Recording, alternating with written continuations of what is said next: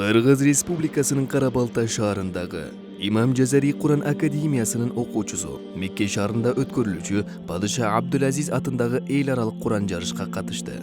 وَلَقَدْ كَتَبْنَا فِي الزَّبُورِ مِنْ بَعْدِ الذِّكْرِ أَنَّ الْأَرْضَ يَرِثُهَا عِبَادِيَ الصَّالِحُونَ. السؤال الرابع، اقرأ من قوله تعالى: إنا سخرنا الجبال معه يسبحن بالعشي والإشراق.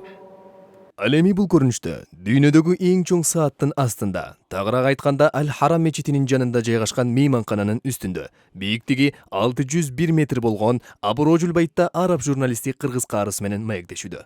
أسعد الله أيامكم بكل خير. هذا المتسابق قدم من قيرغستان يحفظ القرآن الكريم كاملا برقم الآية والصفحة والسورة وبداية الصفحة ونهاية أيضا الصفحة وكذلك نزول هذه الآية. أهلا بك. ودنا تقرأ سورة التوبة رقم الآية 20. والآية 20 الذين آمنوا وهاجروا وجاهدوا في سبيل الله. أين نزلت هذه الآية؟ هذه الآية نزلت في المدينة المنورة. ما هي بداية الصفحة؟ بداية الصفحة قاتلوهم يعذبهم بأيديكم. في أي جزء هذه السورة؟ في الجزء العاشر.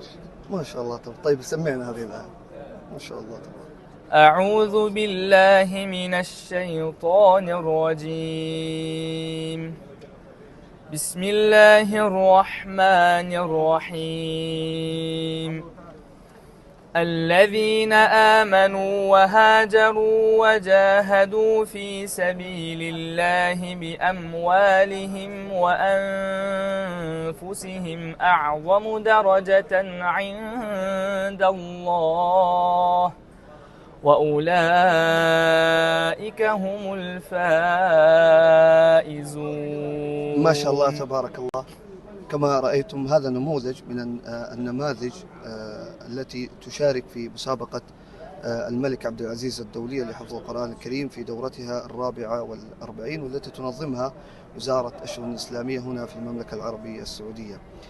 وغيره كثير من القراء الذين يعني قدموا من مختلف دول العالم للمنافسة في هذه المسابقة القرآنية العظيمة.